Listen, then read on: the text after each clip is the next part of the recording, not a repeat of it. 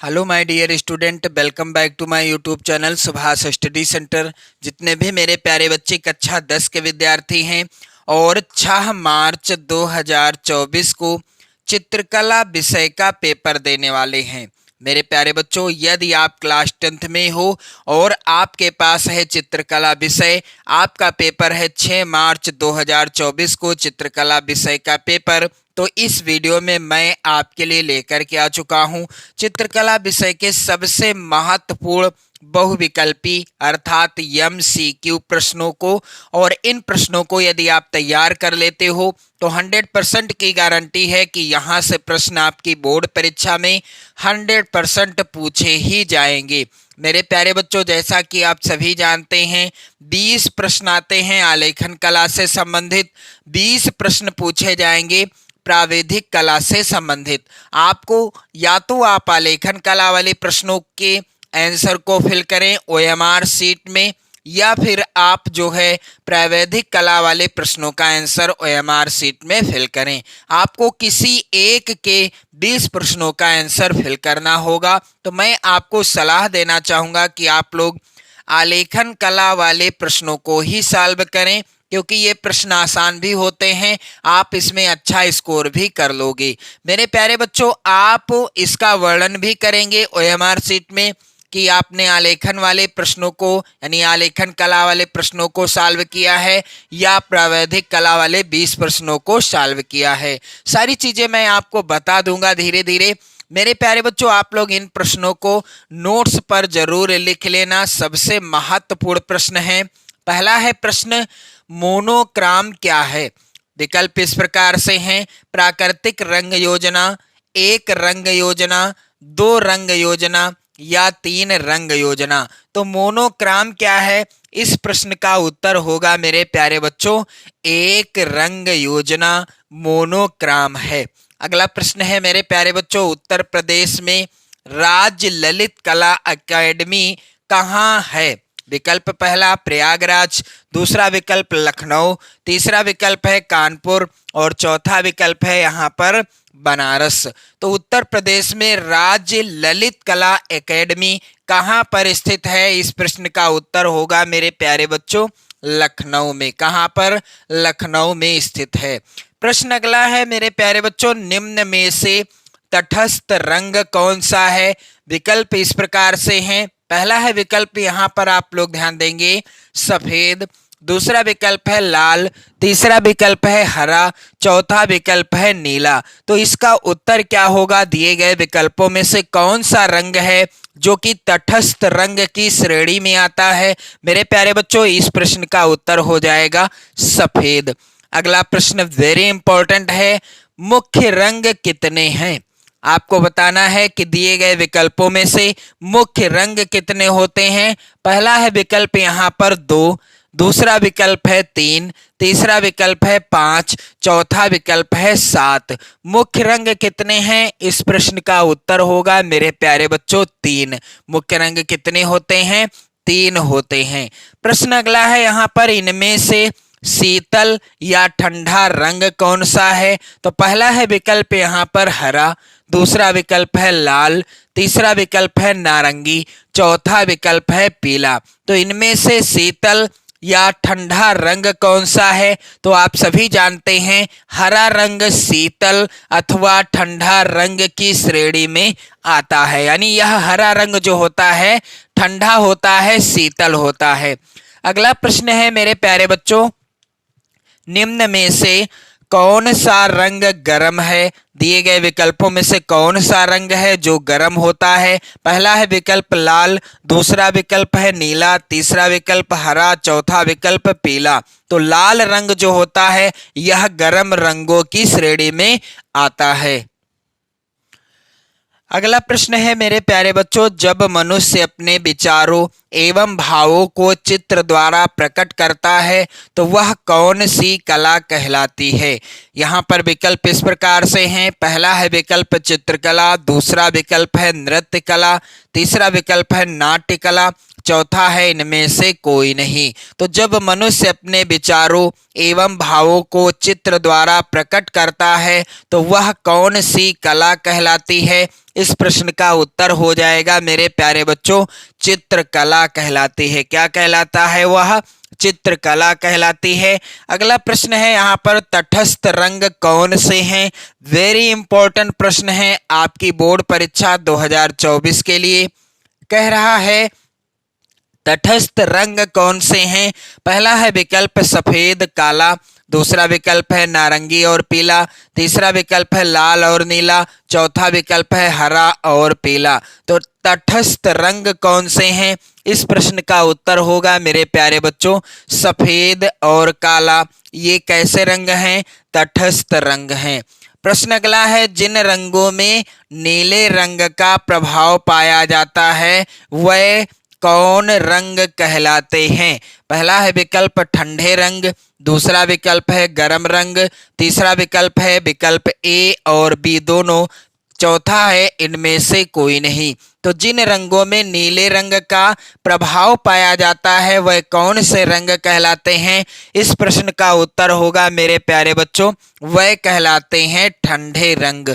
जिन रंगों में नीले रंग का प्रभाव पाया जाता है वह कहलाते हैं ठंडे रंग। अगला प्रश्न है कौन से रंगों का माध्यम पारदर्शी होता है? पहला है विकल्प जल रंग जिसे वाटर कलर भी कहते हैं, दूसरा विकल्प है तैल रंग, तीसरा विकल्प है एक्रेलिक रंग, चौथा है पेस्टल रंग। कौन से रंगों का माध्यम पारदर्शी होता है? इस प्रश्न का उत्तर होगा मेरे प्यारे बच्चों जल रंग अर्थात वाटर कलर का माध्यम क्या होता है? वाटर कलर का माध्यम पारदर्शी होता है।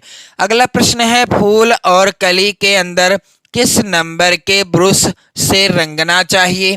पहला है विकल्प 3 नंबर, दूसरा विकल्प है 4 नंबर, तीसरा विकल्प है 5 नंबर, चौथा विकल्प है 1 नंबर। तो फूल और कली के अंदर के भाग को किस नंबर के ब्रश से रंगना चाहिए? इसका उत्तर होगा मेरे प्यारे बच्चों यहाँ पर आप लोग ध्यान दीजिएगा 3 नंबर। अगला प्रश्न है लाल रंग में नीला रंग मिलाने पर कौन सा रंग बनेगा? यदि हम लाल रंग में नीले रंग को मिला देते हैं तो हमें नया रंग कौन सा प्राप्त हो जाएगा? मेरे प्यारे बच्चों पहला है विकल्प यहाँ पर बैंगनी, दूसरा विकल्प है आसमानी, तीसरा विकल्प है नारंगी, चौथा विकल्प है भूरा। तो लाल रंग में नीला रंग मिलाने पर कौन सा रंग बनेगा? इस प्रश्न का उत्तर होगा मेरे प्यारे बच्चों लाल रंग में नीला रंग मिला देने से बैंगनी रंग बनेगा। कौन सा? बैंगनी रंग बन जाएगा।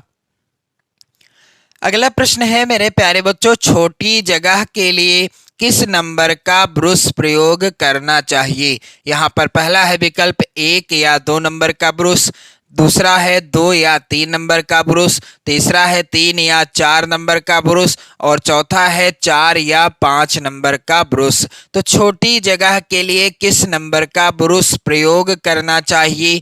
इस प्रश्न का उत्तर होगा मेरे प्यारे बच्चों छोटी जगह के लिए 1 या 2 नंबर के ब्रश का प्रयोग करना चाहिए। अगला प्रश्न है वेरी इंपॉर्टेंट पीले रंग में लाल रंग मिलाने पर कौन सा रंग बनेगा? पहला है विकल्प नारंगी, दूसरा विकल्प है धानी, तीसरा विकल्प है बैंगनी, चौथा विकल्प है आसमानी। तो यदि हम पीले रंग में लाल रंग को मिला देते हैं तो हमें कौन सा रंग प्राप्त होगा? इस प्रश्न का उत्तर होगा नारंगी। पीले रंग में लाल रंग मिलाने पर कौन सा रंग बनेगा? नारंगी रंग बनेगा। मेरे प्यारे बच्चों आप लोग इन सभी प्रश्नों को अपनी नोट्स पर लिख लेना, सभी महत्वपूर्ण प्रश्न हैं और इसी तरह से अपनी बोर्ड परीक्षा 2024 की बेहतर तैयारी करने के लिए आप चैनल को भी सब्सक्राइब कर लीजिएगा। मेरे प्यारे बच्चों अगला प्रश्न यहाँ पर है द्वितीयक रंग कितने होते हैं? तो यहाँ पर पहला विकल्प है 6, दूसरा विकल्प है 2, तीसरा विकल्प है 10 और चौथा विकल्प है 3।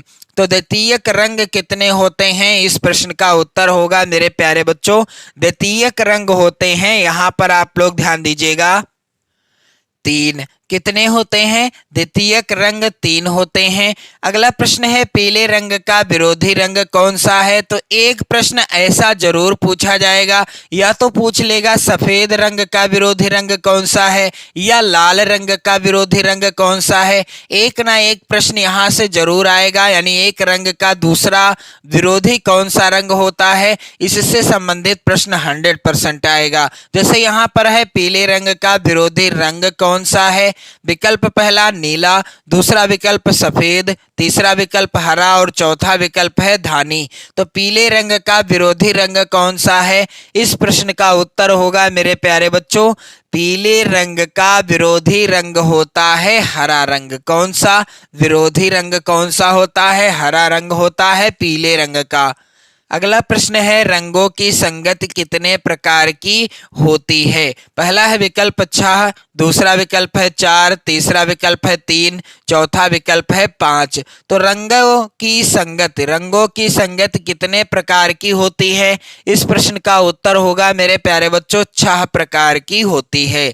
अगला प्रश्न है धानी रंग का विरोधी रंग कौन सा होता है? तो धानी रंग का विरोधी रंग दिए गए विकल्पों में से कौन सा विकल्प सही होगा?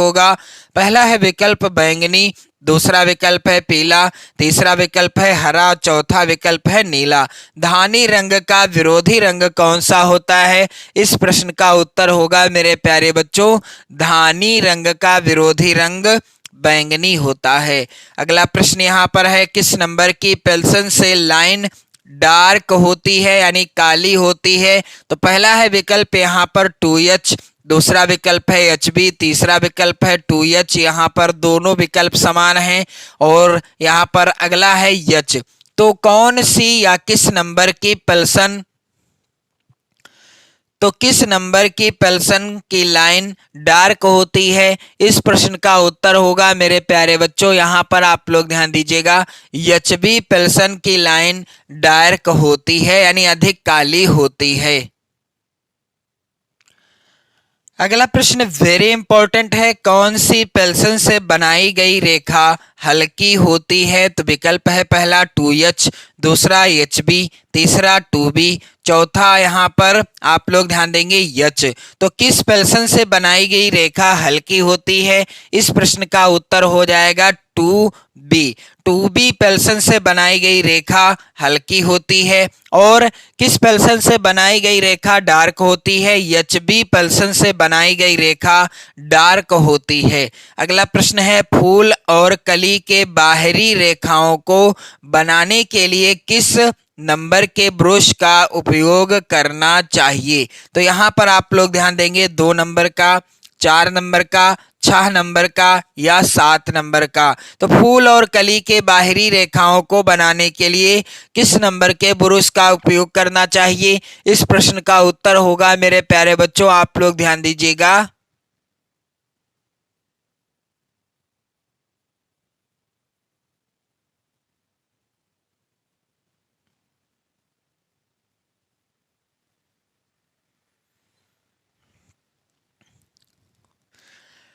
अगला प्रश्न है मेरे प्यारे बच्चों फूल और कली के बाहरी रेखाओं को बनाने के लिए किस नंबर के ब्रश का उपयोग करना चाहिए? तो पहला है विकल्प 2 नंबर, दूसरा विकल्प है 4 नंबर, तीसरा विकल्प है 6 नंबर और चौथा विकल्प है 7 नंबर। तो फूल और कली के बाहरी रेखाओं को बनाने के लिए किस नंबर के ब्रश का उपयोग करना चाहिए? यहाँ पर आप लोग ध्यान दीजिएगा 2 नंबर के ब्रश का उपयोग करना चाहिए, पहला ही विकल्प सही है। अगला प्रश्न है छत के केंद्र को अलंकृत करने के लिए कौन सा आलेखन उपयुक्त होगा?